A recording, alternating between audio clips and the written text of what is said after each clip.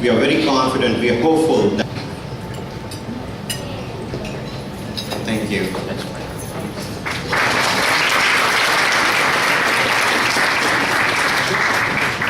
Or have ill intentions on other people's wealth.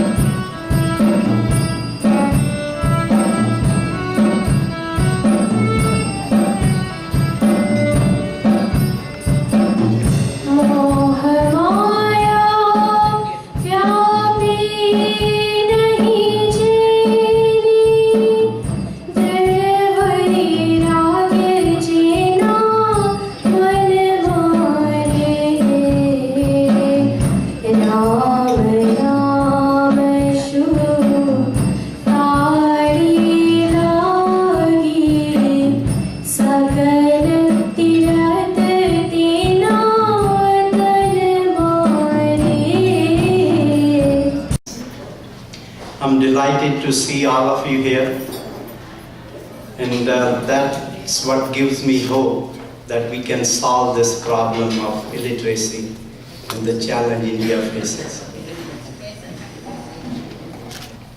Can everybody hear me in the back? Okay. Given the need for primary education, Pratham's movement today is one of the largest movements in India after Salt Satyagraha. I'm sure you all remember the Salt Satyagraha Gandhiji started in 1930, which led to India's independence.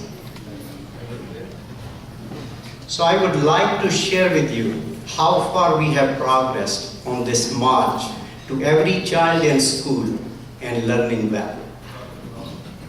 Thanks to your support, Read India reached over 34 million children by middle of this year, trained more than 448,000 volunteers, 605,000 teachers in 208 and 209 calendars a year.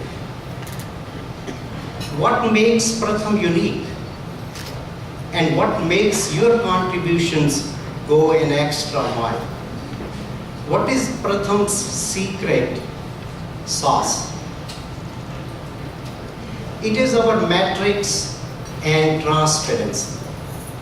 External review and evaluation is at the foundation of building and measuring our success. We have learned these tools from the West, but we are implementing successfully in India. This year, representatives of 8 external organizations joined to review Pratham's work. Here is what Lynn Murphy, Program Officer at Hewlett Foundation, had to say about Read India campaign. The review of Pratham's Read India campaign has set a new standard for transparency. I have rarely encountered an NGO that opened its doors this completely. Any question asked, any school visited was fair game for the review teams. And what we and other state teams saw was quite impressive. Not only does Pratham have an incredible, motivated, hardworking and competent team, they are meeting their goals and getting significant results. There is a copy of Pratham USA annual report on each table. Please take a closer look at the report after dinner. You can also access our report at the website.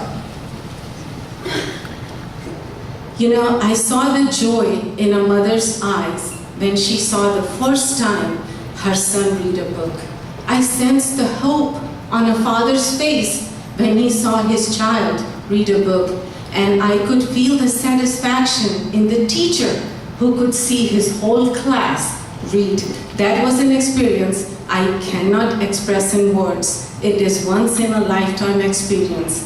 I would... Hey, how's everyone? Well, you know, we have been an ardent supporter of Pratham since the North Carolina chapter started in 2005. We saw the video, we heard what Om said. It's a very effective NGO. And I don't know how many of you know in this crowd, but India has the highest number of NGOs in the world. And I hope a lot of them become as efficient and as creative as Pratham is, and hopefully it will be in the future. Pratham said, Om said we raised $190,000 last year, and today we already have raised $150,000. So I want to congratulate all of you for making such a great effort to raise this amount of money, especially in the times that we are living in. But we can do better. Let me share an experience. All through my school years, I took it for granted. I didn't even recognize it because it was something like air, the air that we need in order to survive. If we don't have it for one moment, we would realize the difference. But because it's been given to us so easily, we don't think about it. Like air, we've taken our literacy for granted. So think about one moment about that wonderful gift that you and I were given. And then I'm going to ask you to imagine something else. I want you to imagine the life of a child, maybe a child who's 8 or 9 years old. This is a child who lives in one of the major urban centers of India, maybe a city like Mumbai. This is a child who works. He works 12-day shifts. He works in a factory. This is a child who goes to work early in the morning, and by the time he gets out of work and comes back home, he is exhausted. And he walks through the streets of Mumbai, this rich and amazing city full of potential. And he looks at the high-rises, and he looks at the cars, and he looks at the shops, and he looks at all of the posters on the walls and on the billboards, and he can't read any of them. He can't write his own name. And nothing is going to change for him, even though he's living in a city full of opportunities. None of those opportunities are open to him as things stand. The only way something will change for this child is if someone who cares does something special for him. If someone who cares gives him that gift that was given to us so easily, that we took for granted, without which none of us would be in this room today. I want you to